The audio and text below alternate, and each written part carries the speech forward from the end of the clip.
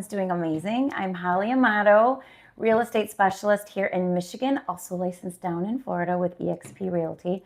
And typically I have my lender partner with me. Unfortunately, she is out of state right now doing some things with the Women's Council. So today I thought it would be a lot of fun to just look at some of the questions that I'm getting on a daily basis, as well as some of the things that I'm seeing in the market, and see if I can help some people out. So I wanted to start today and talk about the top 3 mistakes that I see buyers making in the current market that we're in right now. Here we are, it's June. Summer is coming. Actually, summer's here. It's going to be like 90 for the next couple of days here in Michigan. So of course we're super excited because it has not, we feel like we've been waiting for summer for so long and this weather to get better. So it's interesting because I think, not to get too political, but I think with what's been going on, people were shying away from jumping into the market this year. Typically, we see this huge insurgence of people like in March, April, the spring season. It's like everybody's out and about. It seemed to be a little quieter this year. We still saw a lot of activity, don't get me wrong, and things were increasing, getting better every month. But it seems like it just was a little quieter. And now we're seeing a lot going on. For example, I have 4 listings that are going to be hitting the market this month. I have a couple, 2-3 buyers that are going to get out there and start looking. So it's going to be a really busy month for me. And I think it's going to be a really busy couple of months in real estate. A lot of times by the end of the summer, it's winding down a little bit, still busy, but a lot of people have already moved. And I've heard from, some of the powers that be that they're talking about, hey, we're going to see a lot of people hitting the market in July even, and we're going to just kind of push through the second half of the year. So thanks for joining me today. Make sure that you tap that notification so you get notified every time I'm live. Typically it's Tuesday at 2, kind of easy to remember, right? Tuesdays at 2. So let's get into it. Let's talk about the top 3 mistakes buyers are making right now in this current that I see. First one, and if you're a buyer currently, or if you just bought a house, feel free to just jump into the chat. I'd love to know who you are, where you're from. Hey, Allie, what city you're in, what state you're in, what real estate looks like for you. Let's have a fun conversation. So let's talk about a couple things that I'm seeing though with buyers. First thing, overestimating what they can afford. So I think that it's great that we have so many tools online, like with Zillow and Realtor.com and all of these things. Hi, Crick Shorts. I'm awesome. How are you? Thanks for joining. So glad to have you. I think with all these tools that we have, people forget to talk. Oh, okay. Don't know what happened, guys. We're back. It's the love of the game here with technology. So overestimating. Yes, Nago, we're going to talk about mortgage rates. Thank you for bringing that up. So stay tuned. So we're going to get to that. Overestimating what we can afford. So with all those online tools that people have, they go to Zillow, they go to Realtor, they'll do that mortgage online estimator. But what they don't always know is how much they're going to be able to put down. A lot of times it will pull taxes in, but taxes change, which we'll get to as well. And then, of course, insurance, they might forget to put that insurance in there unless you get a really good estimator, which pulls all that stuff in for you. So overestimating what they can afford. And here's the problem. If you don't get with a really great lender and a real estate agent to help you understand the market and really find out what you can afford, what's your buying power, really important, right? We want to be able to help you find the best property for you within that price point, everything that you need. But overestimating what you can afford and then kind of moving forward without a solid plan is not a great idea, especially if you're also a seller. So what's really important is if you're a seller that needs to sell to buy, which is most sellers, you're going to need to know, what am I going to make on the sale of this property? What am I going to net at the end of the day after all of my costs? Not just what I'm under contract for, what I'm going to net. Hello, Anel. Nice to see you. What am I netting from the sale of my home? Because that's the number I'm going to need to move forward, right? So you need to have these things. If you don't have the right numbers and you go out and just start looking for houses and making a plan, That's just not going to help you out. So that's one of the mistakes. The second one is not getting pre-approved. So there really isn't a single real estate agent on the planet that should be working with you if you don't have a pre-approval letter. It just doesn't even make sense because you're just looking at homes. It's kind of like window shopping. Who likes to window shop? I mean, we've all done it, right? Like we're like, oh, that's so beautiful. I want that purse. I want that bag. I want that car. And we kind of look and we already know it's out of our price for that moment, right? Or it's just not in the budget for that month. But it's not a good idea to be house shopping when you have no idea what you can afford, because all that's going to do is really disappoint you when you're looking at, let's say you're looking at $700,000 houses, and then you get your pre-approval and you can afford a $450,000 or $500,000 house, which is still a great home. But now in your mind, you've got those $700,000 and $750,000 homes that you saw that now you're comparing to. So no one should be taking you to see homes until you have that pre-approval. Because once you have the pre-approval, now we know the price point. Now we're going to stay in that price point, and we're not going to get our head and heart set on a property that is not in the budget. Okay, that's the second biggest mistake I see people making. And now we're going to get into, Naga, what you mentioned about mortgage rates. We're going to get into that with this third one. This is probably the biggest, and I left it for last, but this is the biggest mistake I see buyers making.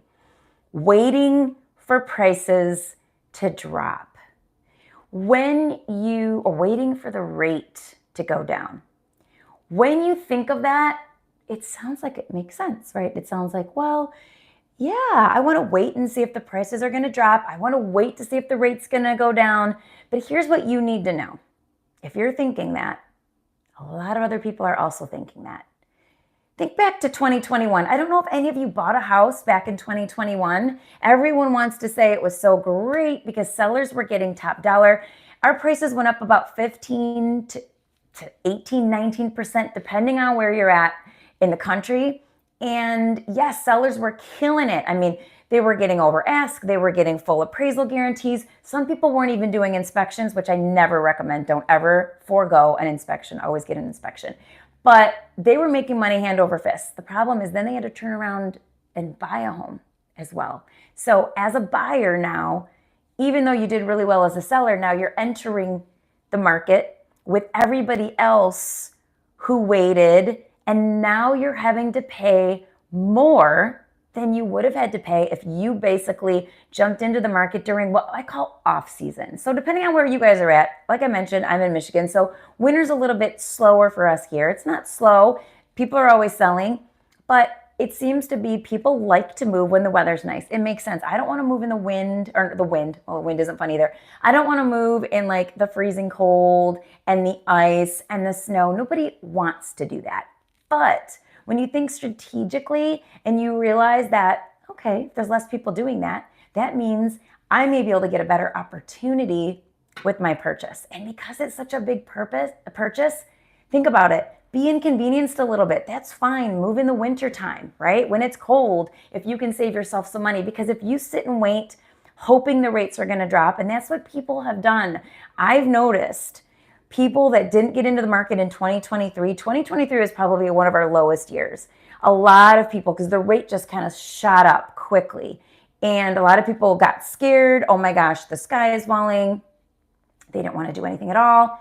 And they waited thinking the rate would maybe come back down. But that rate of 3%, we're not going to see that for, I have no idea if that's coming back. That was basically coming out of COVID. They did that to help stimulate the economy, to push real estate, because the economy really depends on real estate. It's a really big factor that drives our economic stability in our country. So they wanted to get that moving, right? So what better way to do that than to drop that rate? People were refinancing left and right. Other people were buying because you could get a $500,000 house, for under $2,000 a month in a payment, which is insane, and not even be putting down a full 20%. So with all of that being said, it was a great time when you looked at numbers, especially if you're refining or you're buying, but we're not going to see that. And what they're talking about right now, the rate is anywhere between 6.5 to 7. And yes, you can get 6. Different loan products do different things. You can do what we call a rate buy down. They're hoping by the end of the month, the end of the year, that we will see low sixes or even high fives, but we don't know if that's even going to happen. So if you're sitting around and waiting for that rate to drop, and you get into the market at the same time that everybody else who's waiting for that rate to drop, now you've got to fight and have competition. Now you're going to have to go over ask to get the house that you want. You might even have to do an appraisal guarantee. So when you do that, hi Inda, thanks for joining. When you do that, if you wait, now you're going to have to deal with competition. And I just really implore you, like, get educated, get with a lender, and let the lender run the numbers for you. Okay, so what's the rate at today? What would my payment be on X amount, a $400,000 house or a $500,000 house or whatever your price point is? What would my rate be now? What would it be, let's say at the end of the year, if it goes down 1 percentage point, okay? And they can show you the difference. And honestly, if you can see the difference in payment, okay, so how many hundreds of dollars is that a month? Multiply that by 6 months. Stay with me.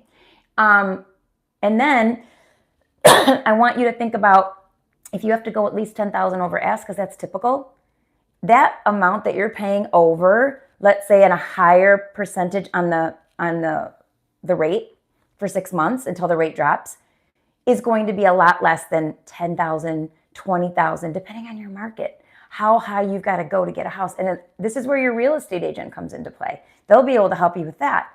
So I would say get into your house now. In 6 months, when the rate comes down, that's when you refinance. So then you do a refinance. You look at the cost. What is the cost to refinance? Check with your lender and ask, what does it cost for me to do a refinance? Count all your costs and make a really educated decision, because it's the numbers are always going to be what they are. But the one number we don't know for sure is what's going to happen in 6 months. How many people are going to like the same house as you? How high are they willing to go? What if they're a cash offer and you're a conventional offer? Cash is typically going to win just because they don't have to do an appraisal if they don't want to. And they typically don't. Not too many people that are buying with cash do appraisals. That's why one of the reasons why they win. And they can close a lot faster because it's, again, cash. You're not waiting for the approval process, or not the approval, but the underwriting process with the loan. And there's so many things that can happen during that whole process. They don't have to worry about that. They know they can see that proof of funds. They know that you can close. More than likely that cash is going to win in that situation. So if you wait for prices to drop, I promise you, you're going to incur costs that you might not have incurred had you just jumped into the market, say like right now. Now, right now, we are seeing more listings hitting the market here where I'm at anyways. Like if you're in a different part of the country, like I want to know, you guys that are jumping in, tell me where you're from, because it's a very different story. If you're like Washington, California, Vegas is getting killed right now, Texas, all the way around that Sun Belt, Florida, unfortunately, is in a full-on buyer's market right now. They have like a year's worth of inventory in at least 10 different cities. And then it kind of stopped, well, into the Carolinas, a little smidge, I think. But then the only two states that are outside of that are also in like a little bit of a downturn is Vermont and Minnesota. And honestly, I don't know why. Vermont, I don't know anything about Vermont or Minnesota. I'm licensed in Michigan and Florida, and I really pay attention to some of the bigger areas in real estate. So I look at like, why are some of these prices, why are they having a downturn in pricing? Why are they having to come down? Florida's getting killed right now with that. Like, if you want a house in Florida right now and you're a buyer, you can almost have your choice. There are so many, I call them ghost towns. Builders have put up subdivisions in different areas and they're sitting. And they're reducing prices. Some of them have gone down like almost 30% because they can't sit there with these carrying costs for all these homes. And we already know what happened to Florida with 3 hurricanes hitting 1, 2, 3. Like the Gulf got battered. I mean, it was awful what happened. And then we've got the HOAs that have tripled and quadrupled in some areas, and it's pricing people out of their own homes. They can't afford these HOAs. Then we have special assessments because of what happened in Miami when that entire building just collapsed. And they knew that it was unstable, and now they're coming in and they're having to pass certain inspections, whatever the age of the building is, and If they don't, now they're getting tagged with, okay, this, and this need to get done. And who's paying it? The people living there. So they've got these special assessments, and then don't even get me started on insurance. There are areas in Florida that's impossible to get insurance. And you've got to live in a building because the buildings are the ones carrying the insurance, which of course gets passed through the HOA. So Florida's a different situation. California, same thing. I mean, look at California. They just had the Pasadena, all the wildfires. It seemed like it was a lot worse this year. Every year they have wildfires. But this year it seemed even worse, okay? And they had mudslides and they had all kind of situations. So there are different areas of the country that are experiencing different things. We look at Texas, and Texas has, like, their prices have just soared because all this boom of new construction, and they're putting up these magnificent communities that people want to be in, and they're doing it really well. Unfortunately, what I've been hearing is a lot of the people that live in these areas, now they're being priced out of their own area. They want to move, and it's like they can't afford to move because the price point has jumped so high, and insurance is going up, and all their costs are going up. So here in Michigan, I feel like we're just, like, for once, Michigan's not really a place where I think people are like, oh, let's go live in Michigan, just for a lot of different reasons, weather being number one.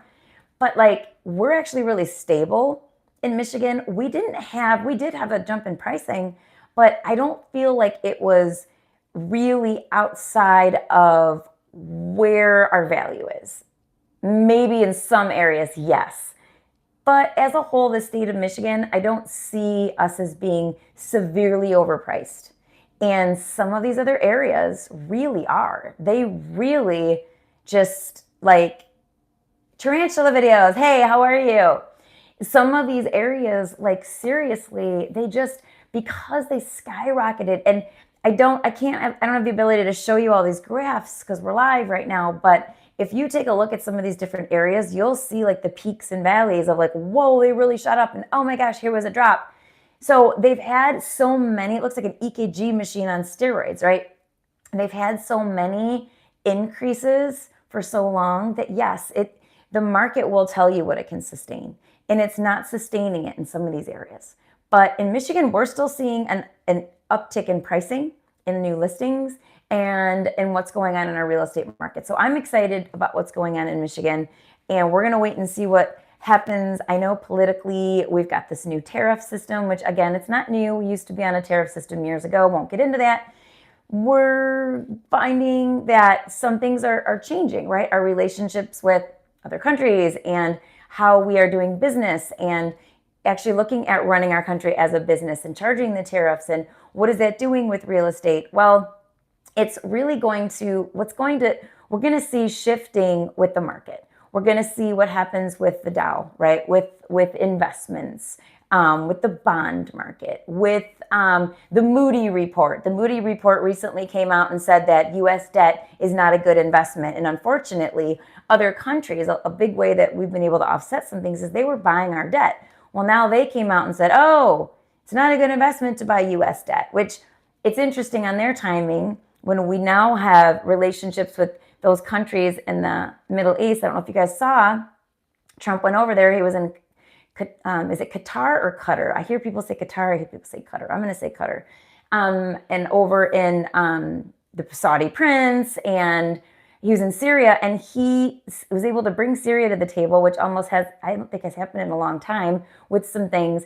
And he basically came home with about 10 trillion in investments for the U.S. over the next, I heard, 6 months. We're going to start seeing some of these things. One of them was like $1.5 trillion. I don't remember if it was from Qatar or Syria, but it's going to happen right away. So these relationships are being forged.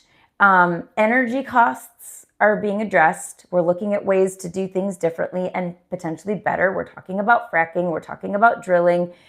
These conversations are being had. And I think what's happening with our country is, as people have more confidence that things are going in a positive direction, I think they feel better about buying. So that's only going to help real estate. And it's going to help if you are a really educated buyer. And if you don't have an agent you're working with, reach out to me. I'm in Michigan. I can help you in Michigan. I can help you in Florida. I'm not licensed in other states, but I can still find an agent for you. It's a little known fact, But one of the areas that I'm able to do business, and one of the income streams that I actually have, is I call myself like a real estate matchmaker. So whatever city you're moving to in the country, let me know. I love to have a conversation with you and find out, what do you want? Like, what's important to you and your family? Get a really good picture. I get an idea of your personality when we talk. Then I go to work and I find you the perfect agent. If it's not Michigan and Florida and I'm not working in those two areas, I find you an agent. And I get a finder's fee, basically. We call it a referral fee from that agent if I'm able to put you guys together and you're happy with that agent and that agent's like, yes, this is a great fit. And that agent will pay me for that. So I love doing that because I'm a really good discerner of people. And it's one of my gifts. I'm a really good communicator. I understand people. I'm able to kind of get into what's important to you. It's really important that I'm able to do that. So just keep that in mind. Reach out to me if you need help finding an agent. And all you have to do is comment below. My phone number is actually every video I do in the comments. If you just scroll down, like in the verbiage, it's there. My email's there. All my contact information's there. Reach out to me. I will help you. If I can't help you, I'll find somebody who can. So keep that in mind. Okay, second point for today. So now we've talked about the top 3 mistakes that buyers are making in this current climate. Let's talk about what $500,000 really buys you. I'm going to talk about Michigan. And if you're tuning in and you want to kind of pipe in where you're from, what city you're in, and what $500,000 will get you in your area, or what you think a decent price point is in your area, please put it in the chat. Let's have a conversation because I love to learn about what's going on across the country. So there's a couple things you have to think about when you think about $500,000. Now, about 10 years ago, $500,000 seemed like a lot more than it does now, and there's a lot of reasons for that. Our pricing has gone up substantially, number one. Number two, we have seen wages also rise again. A lot of people would argue and say, well, the standard of living has gone up, so people need to be compensated so they can afford, the inflation that we've been battling, which, by the way, inflation is back down. I think it's 2.1%. They just came out. That was the number that they were looking. They wanted to get it under 2.2. So that's a huge number to keep in mind. We saw groceries go down a smidge. I forget what percentage it was. But we didn't see the rate come down yet. And that's just because of, again, some of the other factors going on. But we are seeing inflation. It's either 2 or 2.1. I'm going to say 2.1 because I believe it's 2.1. That's super low, you guys, compared to what we had the last 4 years. We were out of control. It was bad. I'm sure you remember going to buy gas, to buy groceries, to do anything. It was like, oh my gosh, the cost is so inflated on everything. That has now reached a 2.1, which is it's a great number to have. If it goes any lower than that, that'd be wonderful too. But we need some of these other factors to kind of turn around as well so that we can see that interest rate come down, which is what we really are hoping.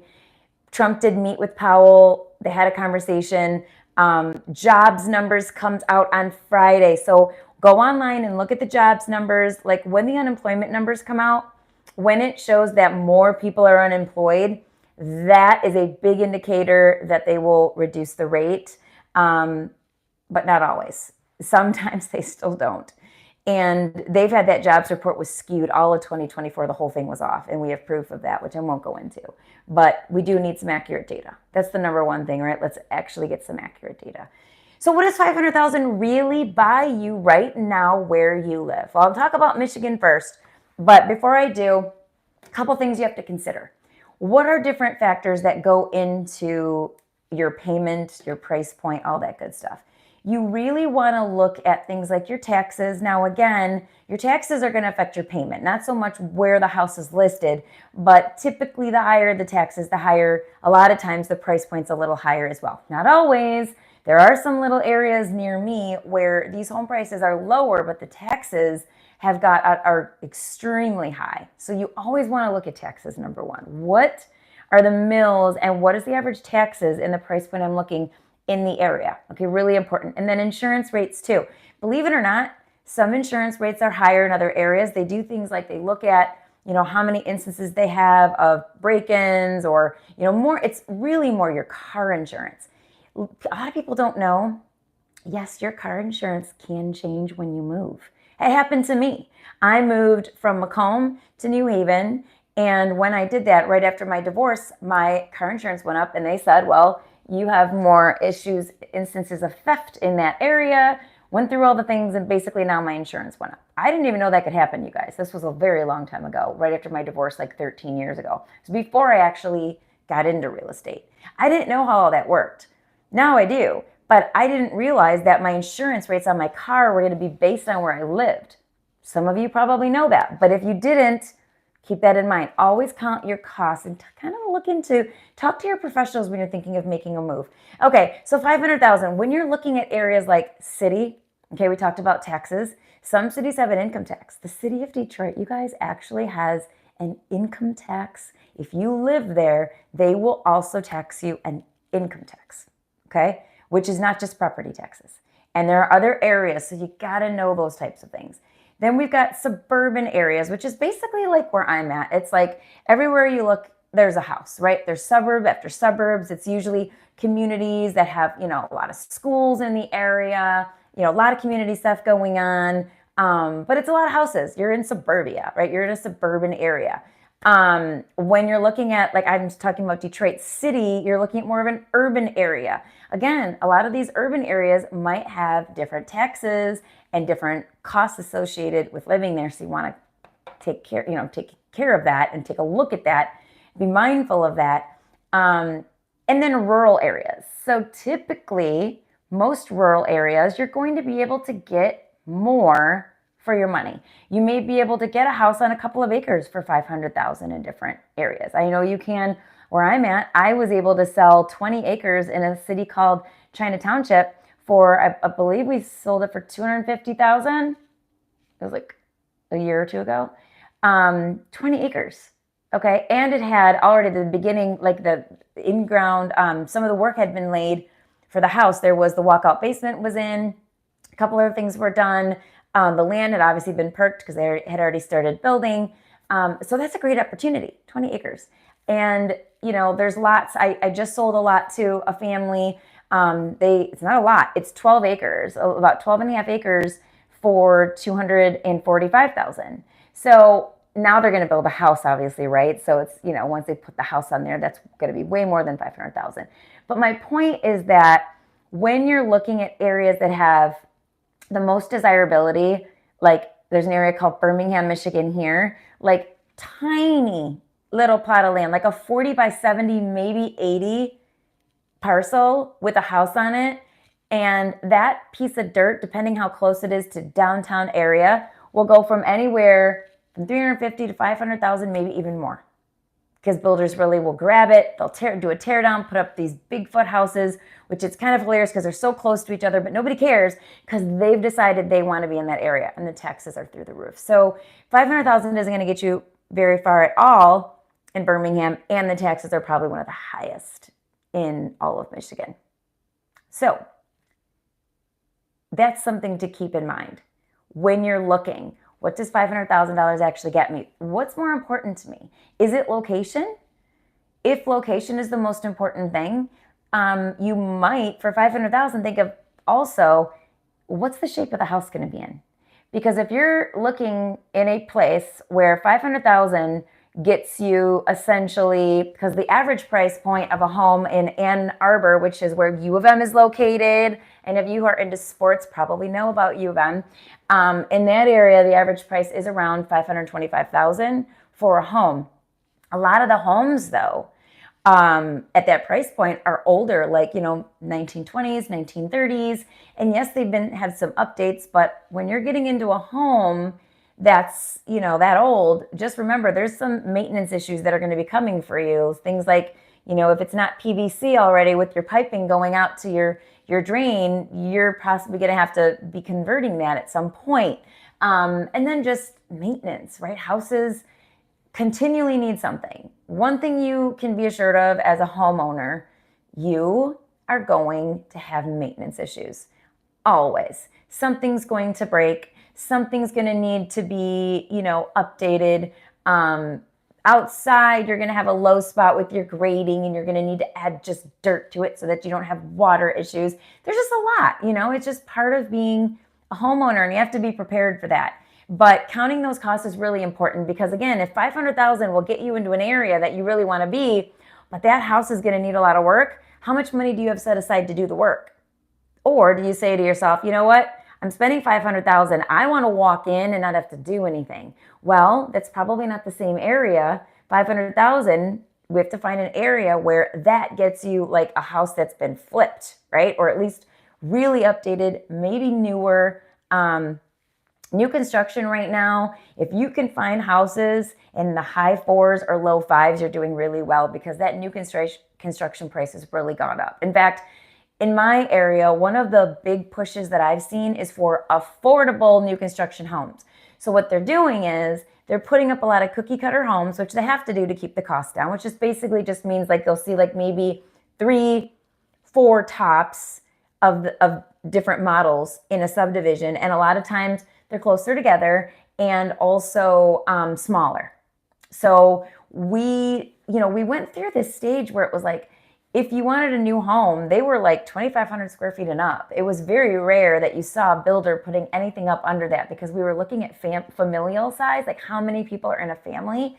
And a lot of multi-generational families, meaning a mom or dad or both, are living with their kids, you know, because they've gotten older and they're at that point. Or there's kids that are living with the parents still, right? And they're a little bit older. Maybe they went through a divorce or a hard time and they moved back home. So we were seeing a lot of that. We were seeing the family size was a little bit bigger for a while. So they were building bigger homes to meet the demand. Like a 4-bedroom home was kind of like standard. You weren't seeing as many. You were seeing some 3 bedrooms, but you know, they were doing mostly colonials, because they're cheaper to build. Talk to a builder, they'll explain that to you. They're cheaper to build, and you can build, when you're building up, you can get more, you cover more area. When you're looking at a ranch, you know, the basement has to cover that whole footprint of the house. And with a colonial, it doesn't have to do that, the whole thing, obviously the whole square footage, because you've got 2 floors. So long story short, cheaper to build a colonial. So we were seeing so many houses going up that were colonials. But what does that do for people who are downsizing? So think about that, right? Like someone like me, I have a decent sized home, 4 bedrooms. My bedroom is on the 1st level. I have a split and 3 bedrooms upstairs. So I could stay here. But as I start to get older, like I don't want to do stairs. So when you're putting up all these colonials, that's great. But what about the people who want to downsize? They don't want a colonial. They don't want 2,500 square feet or more. They're looking for, 1,800 square foot ranch or even smaller, right? So we're seeing an increase here of, like, believe it or not, like 1,500 to 1,800 square feet ranches. We're seeing that is actually, I feel like the building community heard and saw the need and is starting to meet that need, right? They're starting to build smaller homes. And again, the other thing is they want the homes to be affordable. So they have to build smaller homes. They have to cut their costs, which means they have to keep them cookie cutter so that their subs that come in, the carpenters and all the subs, they know that plan. They get in and they're putting them up left and right? It's just a well-oiled machine. It's not custom. Custom home, they've got to look at the plans and they've got to it's different and they've got to really pay attention. Once you know a builder and you know the different floor plans that they have and the elevations, they're putting them up really quick. So that's another way they can keep some of those costs down with new construction. And we're starting to see that. I just say make sure if you're going to buy new construction, check into the builder, make sure they have a good reputation. Make sure, that they don't cut too many corners, because I've got some horror stories there that we really don't have time to get into today. Maybe that would be another live that we could do. But all in all, I wanted to end today with talking about the third thing I wanted to talk about. Like, people ask me this question. And I am actually thinking about selling, you guys, and moving. I am thinking about downsizing. I would like to move to a different county. I've been in this area most of my life, and I just want to see something. I want to do something different, right? So I want to move. If you're going to move, my goodness, it's a lot of work. I want to downsize a bit, but I want to kind of upgrade. I'd like to get something newer, smaller and newer, kind of the way I want it, right? So people ask the question, and here's the question: if I, meaning me, if I was buying a home today, what would I do? Like, or what would I do differently than what I do when I bought this house? And well, that's an easy one because the last two houses I bought I got divorced and I had 3 kids. They were 5, 7, and 9. I didn't have a great job at that point because I had been a stay-at-home mom, and I had to find a place to live for the kids. So my goal was just find a home in a safe area that I felt good about for the kids. And that was the most important thing to me, right? Affordability and the best area I could find. Moving here, the house I'm in now, was because I wanted to get the kids back to their school district, because for 5 years I was driving 30 minutes one way to get them to school. And that was really hard with working full time and lifestyle, getting them to their activities. It was really, really hard. So moving here, my whole goal was get them back to this city. So we're in the school district where their friends are at, close to the school so they could walk if they wanted to. They didn't. I drove them. It was right across the street. It was super easy. But, so that was like my mindset on why I moved here. But if I was going to buy a house today and my age group, so I'm over 40, guys. I'm in the over 40 age group. My kids are 18, 20, and 22. My 22-year-old, some of you may know her. She's an influencer. She's on her own. She's already got her own place. So I have 2 that are probably going to be on their own in the next couple years as well. So my stage of life, I'm looking at being an empty nester, just me, still wanting to have a 3-bedroom home if anyone ever needed to come home for any reason, and plus for resale. So I want to keep that. But I'm going to look at less square footage and newer. I would like to just move in, have it be a floor plan that I love, nice and open. For me, that's important. Big kitchen, because that's where everybody is. Decent size laundry room, although I won't be doing as much laundry. I haven't been doing as much laundry, so I guess that's not huge. But things like closets. Like, one thing about being on my own by myself, if I'd love to meet someone and get remarried, that'd be phenomenal, and whatever God's plan is. But like, in my bedroom, I have a walk-in closet, and then I have 2 other closets. You know how like the closets that are on the wall and they're just the bifold closets, but it's the whole wall? Okay, I have all of that filled.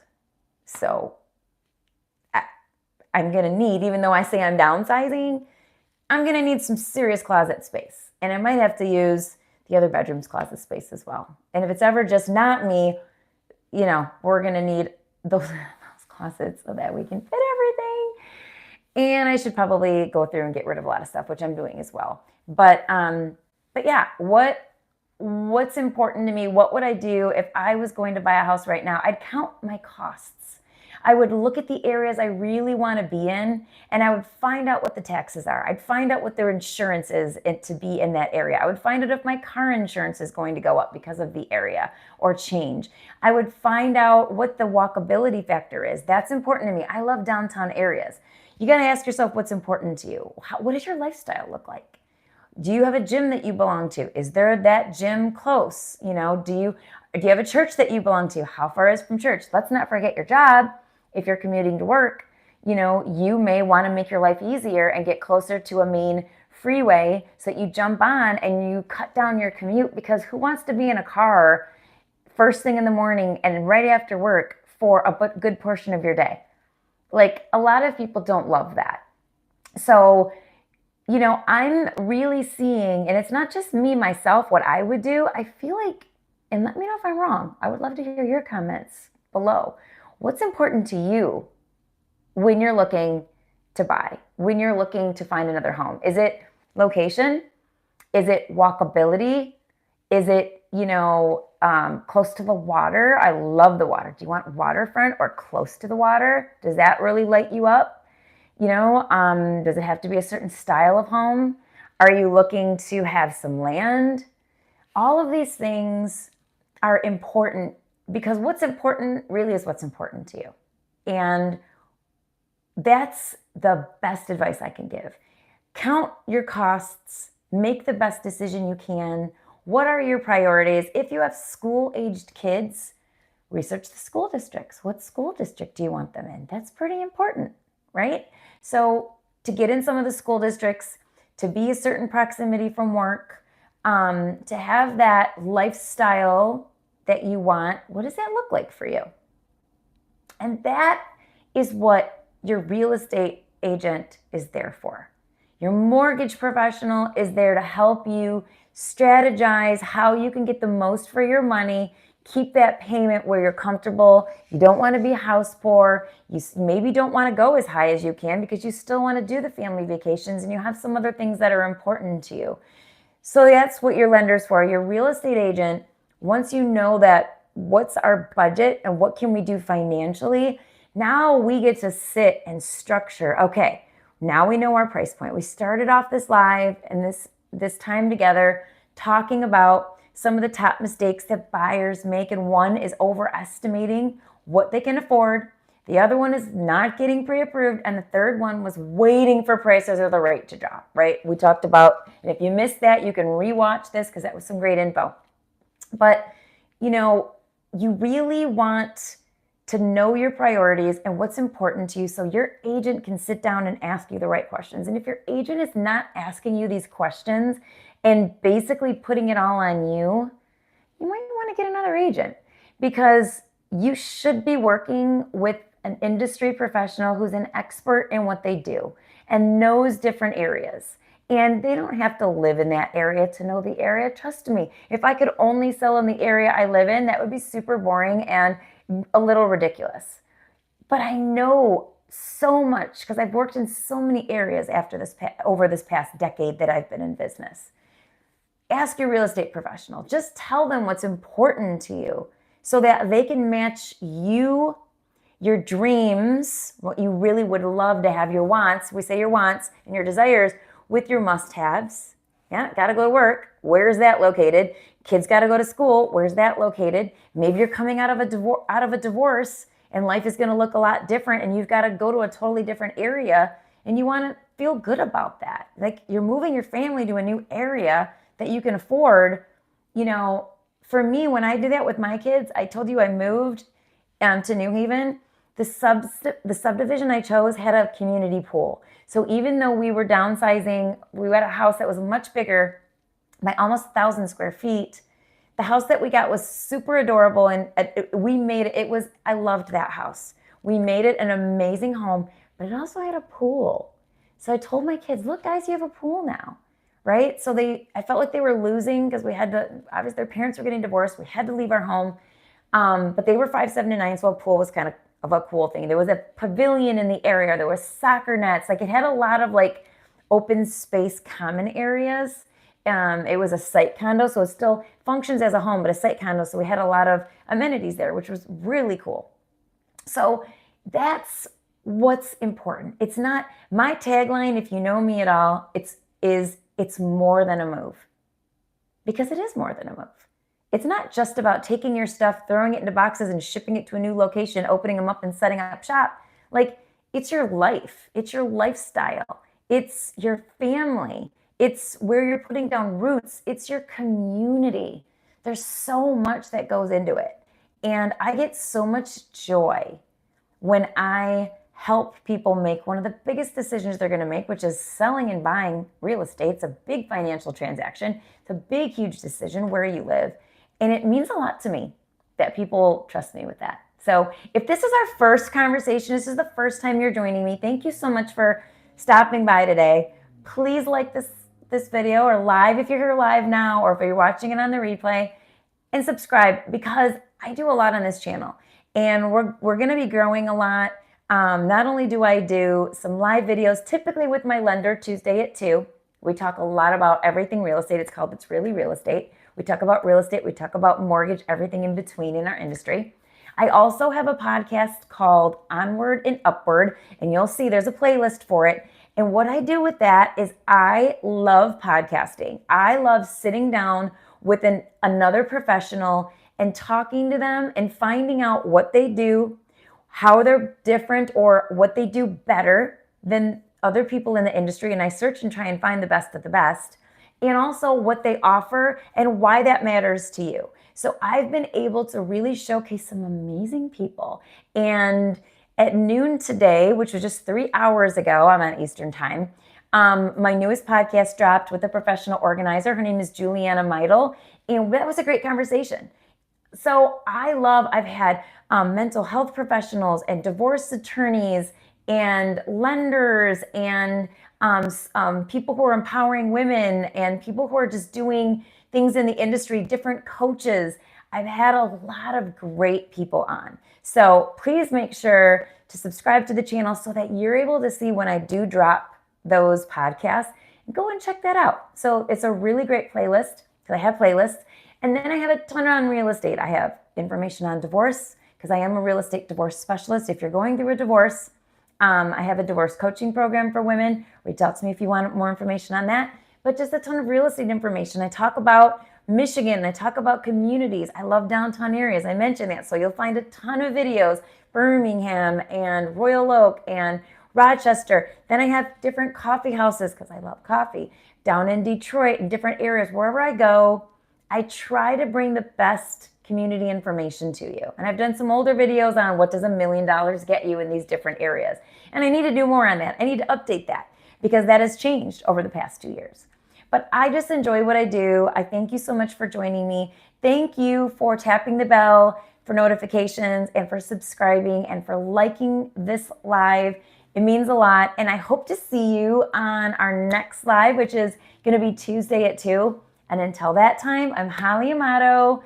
It's always more than a move. And I pray that you are blessed. If I can help you in any way, shape, or form, my contact information is below. You're free to reach out to me anytime. Make it a great day.